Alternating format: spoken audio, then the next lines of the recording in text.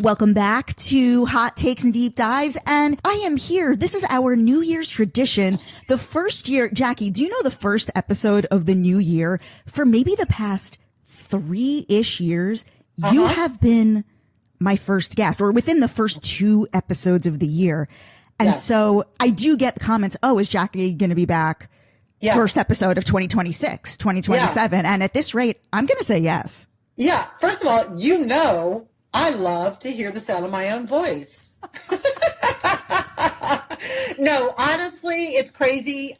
I read a hilarious article. This was like 10 years ago, like in the LA Times or something. And it literally said, men have the need to get out something like 10,000 words a day. Okay. Women, it was like 40,000. Now add 20 more onto that, and that's my level of words I need to get out. So like around 60 to 70,000 a day. And I'm in such a wonderful industry right now that what I do is I can hone it, and I life coach, and I am very precise. I'm the best. I'm better at what I do right now than I've ever been in my life. And it really is talking, making an impact, and talking and getting shit done, you know, getting their lives from their goals met to turn around, go through divorces, go through marriages, go through dating. I train a lot of the kids of my clients. We talk about things. Yeah. So it's just been such a gift. And my parents are like, don't you want to make friends in Ohio? And I say, no. Well, you've always said your clients are your best friends. They're my best friends. When I was deciding who I wanted to be the first guest of the year, of course you came to mind, but especially with, I always associate you with LA, and you are a person who left their hometown for these LA dreams, these big Hollywood dreams, like a lot of people do, a lot of actors, singers, and other artists. And you are an example of a person who was able to actualize those dreams.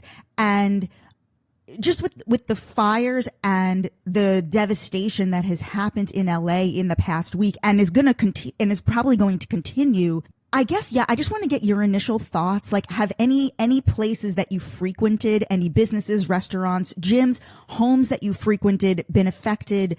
And also your friends, just want to get you as like truly an LA person. So this is what my best friend sent me. He's a very successful writer in LA, but during the writer's strike was forced to leave and now lives in Chicago with his husband. And that's somebody that, by the way, was at the top of their game. So that gives you a little lesson of how quick you can fall in LA and not get back up. So there's a couple of things happening. So I did not know about the fires until I started getting a ton of people like, oh my gosh, Jackie, thank goodness you're not at the fires. And oh my gosh, the fires in Laurel Canyon, they're above Sunset. So what's happening right now is that the fires have spread out. They are hitting houses, apartments in areas they've never hit before.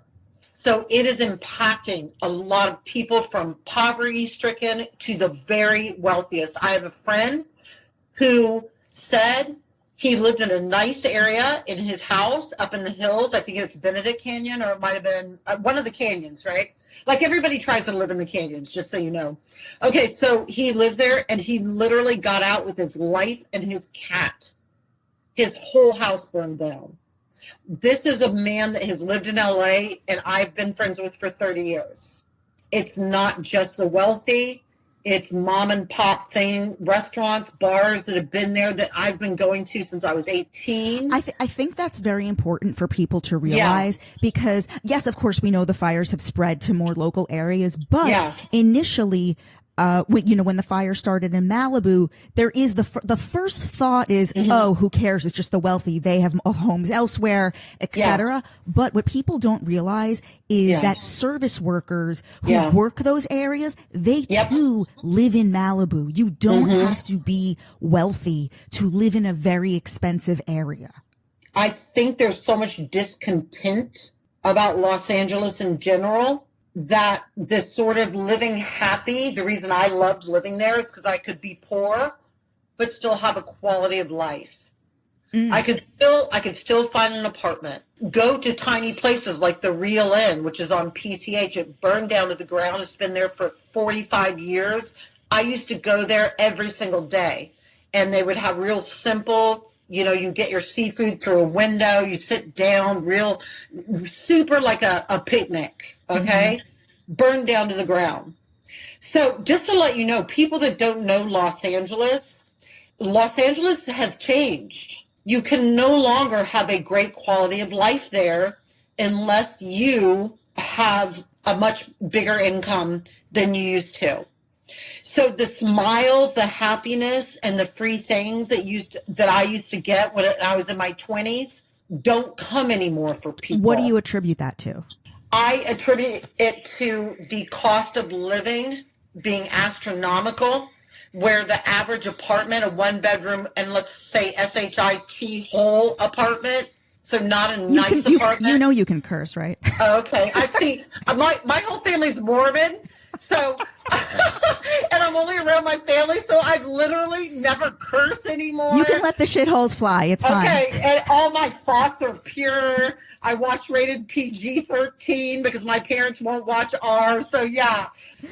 Anyway, yeah, like I remember being 19 and having in Beverly Hills, across from Beverly High School, prime Beverly Hills, one roommate in a gorgeous hardwood floored 2-bedroom apartment with parking. And I worked as a PA, which is the lowest you can work in the entertainment industry. I worked as a production assistant, and I had that apartment. And I bought clothes that I liked. I kept myself going. I exercised outside because I couldn't afford a gym membership. You see what I'm saying? Those days are gone, girl. It is 1,000 times harder to make it in the industry that you sacrifice for and that you come out to be in. I can tell you I would have made it in some industry because I'm a person that works really hard and I've got good energy, and that's the two things that you have to have. It's not about looks or anything. It's about your energy and that you're willing to do the shitty jobs. I worked as a telemarketer, and I was the top one. I sold door-to-door service for Sears of aluminum siding in an Asian neighborhood, and I became the top seller. That's when you shine, because someone looks at that and they steal you and bring you into their company, and then you start moving up the ladder. But that opportunity is not happening for people anymore. It is too crowded, and I do believe the politics, they just refuse to change, and they refuse to acknowledge the despair, the amount of people, mentally ill people on the street. Look, here's the solution. You don't take people off the street, of which there's 300,000 people in the greater Los Angeles, okay? You don't take them off the street and ship them to New York or ship them to the middle of the country. What you do is you do what we used to have in the 70s and the 80s. Before Reagan shut them all down, we had thousands of mental health hospitals and centers. So people who had mental illness weren't living on the streets like they do now. They were living in a hospital getting treatment and medication, as it should be. Why have they not rebuilt these facilities? Because let's face it, people are on the streets largely due to mental illness. Yeah. You don't find yourself living in a tent, filthy, with glass everywhere on 4th in Los Angeles downtown unless you've got a mental illness. And plus the numbers show that. So until we handle the mental problem in this country, this is what we're going to get. And California has really mishandled this. They still don't know how to handle it. So your home was in Laurel Canyon, right? Yeah, that's right. My first question to everybody is, oh my God, Laurel Canyon. What's happened to Laurel Canyon? So what's the status now? The truth is, though, no, it has not hit Laurel Canyon. Laurel Canyon is the most, outside of Malibu, is, I would say, the most thought of, the most common place that rockers lived in, in the 50s, the 60s. It was the most progressive, hippie, most well-known throughout the world, outside of something like, Malibu or Sunset Boulevard.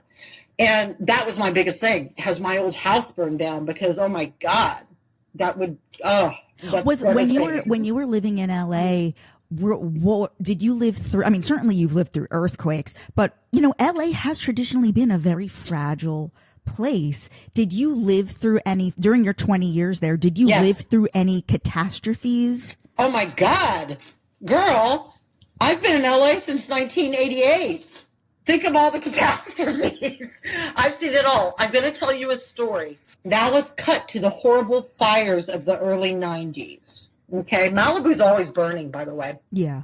So you had all of Malibu Hills. Now there is a very famous restaurant bar that's glass enclosed, beautiful, and it's been on PCH with the ocean lapping up against the glass, you know.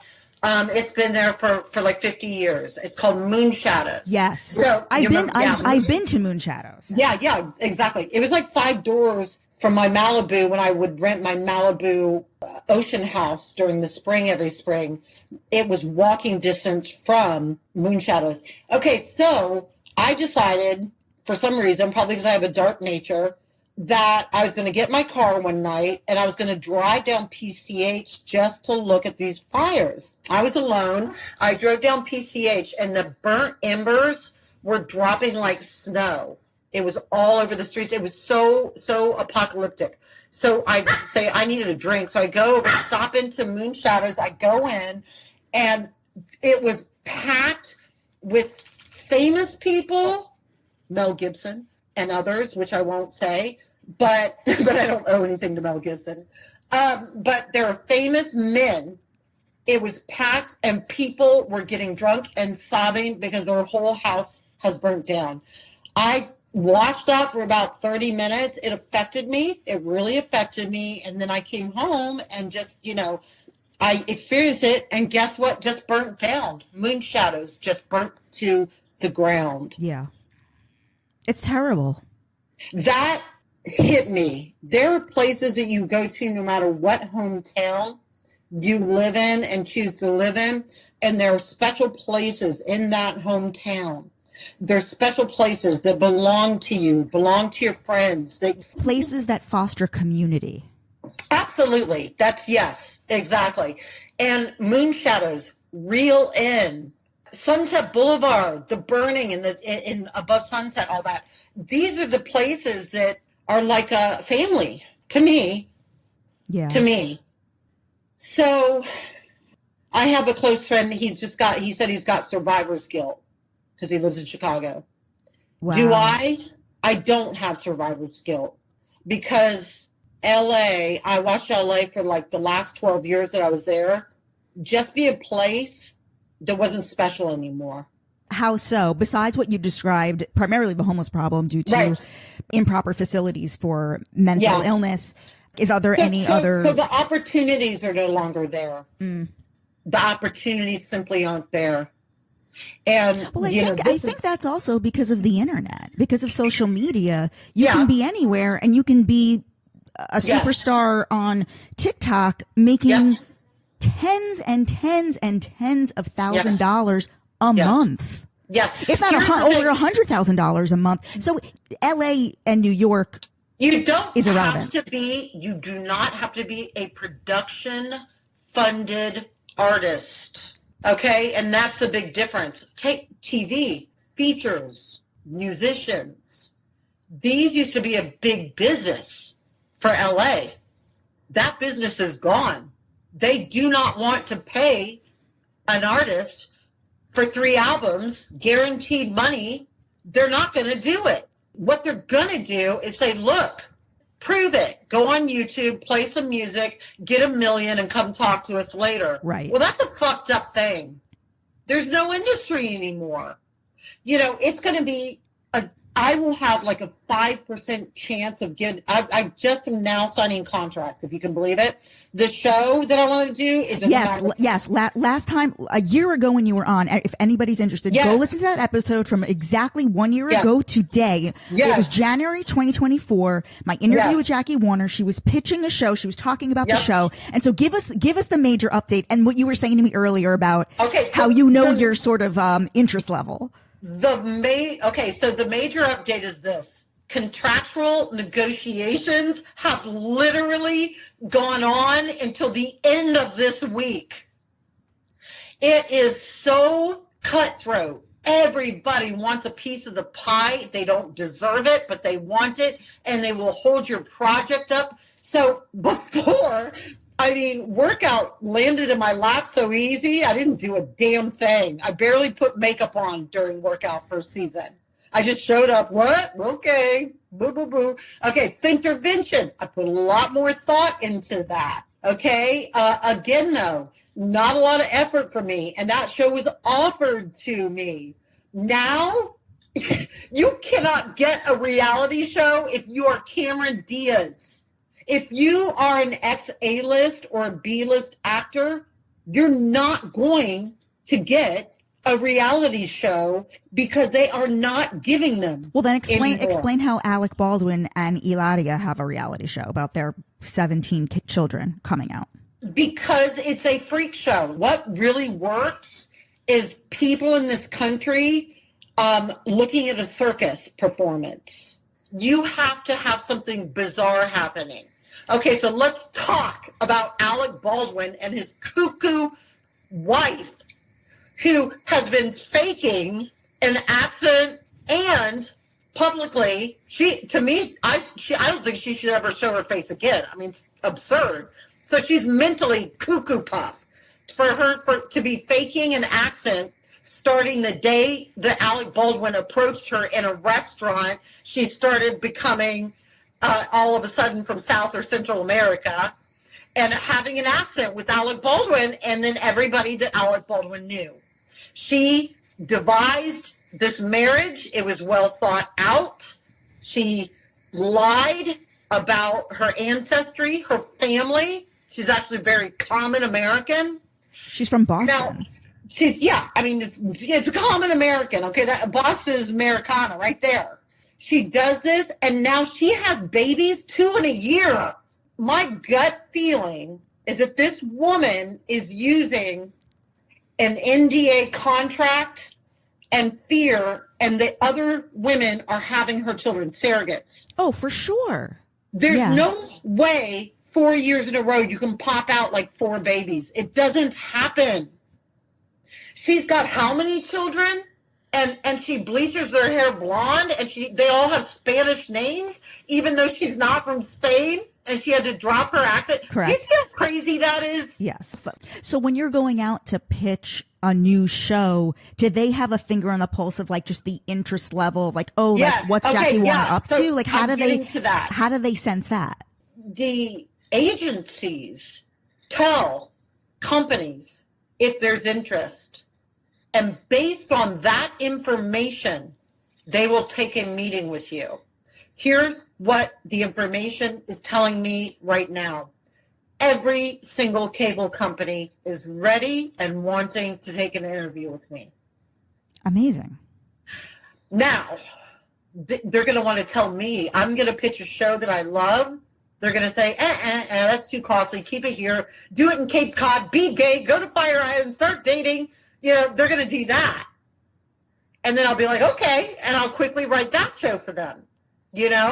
Even with the interest in me right now and people wanting to see me back on TV, I'm going to say I have a 10% chance, maybe 15% chance, if I'm being realistic, writing, doing, pitching, contracts on air show. The joke you just made about Cape Cod, like I think you were talking about like Provincetown and Fire Island, was that a joke or was that real? It's real. There is a cable network that wants me. I can't say because sometimes I say too much and they get mad. There is a cable network that wants that show. And I'm thrilled because my best friend lives there. The Fire Island, this idea, I like it. He took me to Fire Island, me and my mom. Wait, this is hilarious. I had no idea you'd ever been there. What was your impression? No. What was your impression? Okay, so first of all, I think my impression of the lesbian portion, like Cherry Hill and Fire Island. Cherry Grove, yes. Oh, yeah. My impression is that it was going to be wall to wall, packed on the streets, half naked, gorgeous gay men with their aviator sunglasses, drinking and having sex everywhere. That was my impression. We go there and it's like we ate like a bowl of clam chowder on the boulevard, and there's like, you know, men in their 50s, buttoned up shirts, regular glasses, you know, conservative haircuts. I'm like, Josh, what the hell? My Mormon mother was like, where's all the gays? So, you know, and I was like, right? We wanted a show, and there is a show. There is the show. Of course it's going to be right in summertime when it's in the summertime. Yeah. Yeah. So we weren't there. I took my mother to go see Stevie Nicks in Boston. And so, you know, this was like a little weekend getaway. So I wanted to really experience. I wanted to go to where the Salem witch trials were. I wanted to do all that. Were you in Provincetown, which is near Boston, or were you on Fire Island? No, I wasn't on Fire Island. We had to drive there. Oh, so you were in Provincetown. Maybe. It's like this really adorable, big, beautiful houses, and they all have boats, paraphernalia on their walls. That's Provincetown, not Fire Island. Okay. All I know is everybody is white. Yes. Everybody is wealthy, and everybody is liberal. Josh is gorgeous and has, you know, this whole Cape Cod lifestyle. His parents, his home is beautiful, everything. I mean, it's just so charming. And then, of course, he wants to get out and date. So, of course, they're going to make me get out and date. I know they will. And then we've got, you know, Fire Island, all these places. There is a network that wants that exact show. I'm into it. Yeah. And, I love it. The life changes we make together, getting the weight off, me increasing my business, me doing this, that, meeting my life coaching business. So, I'm into it. I think that'd be a great show. Any final thoughts about Los Angeles and the fires? Anything you want to say? You know, this was your home for over 20 years.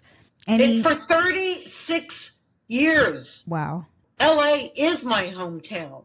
I don't know Ohio. I never go anywhere. My parents drive me everywhere, like some sort of prima donna. But LA is my home. It is my hometown. I went through every experience there. From teenage years, I came out as a teenager there. I came out as a gay person there. I had relationships and homes there. I made it there. I became a millionaire there. I went through tragedies there. And I mean, LA is as part of me as anything is a part of me. I mourn, I'm sad, and I feel sick about this, but I believe finally there is going to be a huge governmental and corporate business money in changing how we allocate our water. That's a big problem, by the way. I've been talking about that for 30 years. They will put 20 gallons for one almond, and we don't have any reservoirs, and we didn't have water to put out the fires. That's inexcusable. Again, we make more money than Italy in California. Okay, we are a huge financial industry.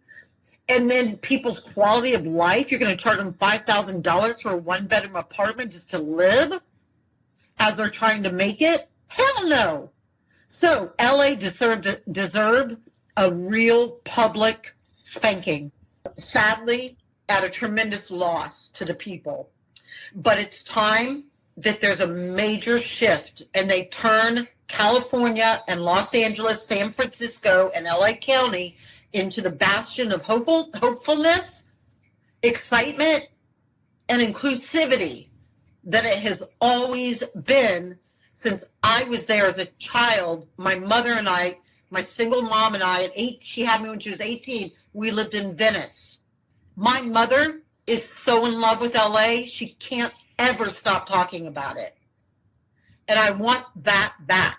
Hopefulness. I love that. Hopefulness. Artistry. Jackie, thank you so much for your thoughts on LA and the fires. Yes. I think this actually was quite comforting even to me. You know, I'm in New York City, but I have so many friends and collaborators, people I've known for well over 20 years who have always lived in LA. And I've never seen anything like this. I'll be honest, I've seen, like I said, I've gotten through earthquakes, I've gotten through floods, I've gotten through mudslides. These are all common things in Los Angeles, especially in the hills, that I've never seen anything coming close to this. It's so unstoppable. It's so dark. All I can say is I'm with the people in LA. I wish them the best. Let's go back. I mean, I know that you're originally from Ohio and then you had this huge success in LA. I guess, like, let's go through it. What initially brought you from Ohio to LA? Oh my gosh, because I grew up in Fairborn, Ohio, which is about, I'd say, 10 minutes from where I have my home now, in Beaver Creek. And I grew up in Fairborn, and I was always the girl that just daydreamed my life away. I read all the fashion magazines, even though you had to like order them especially. I ordered all the European, and we're talking about like in the 70s and 80s, when things like that weren't accessible to us at all. We didn't have the internet. And I just always painted. I was very creative. I was always really into really kind of alternative music and punk, super into punk at that time. Who did you grow up loving? Like the Violet Femmes and stuff like that. Susie and the Banshee. Susie and the Banshees, a lot of people don't consider her punk, but she was very avant-garde, and she was really kind of punk for that time. Like Patti Smith. I love Patti Smith. So I was in the popular group, but I was the outsider of the popular group because I really was a loner within that popular group. So I'd grown up with all the kids. Like we knew each other since we were like 5 years old. You know, and that's how it is in a small town. But they did not know me at all. And I didn't give a shit about them. You know what I mean? I did not care. My only goal was to grow up and drive out of Fairborn, Ohio as fast as I could. And that's what I did. I got accepted to a fashion school in Los Angeles.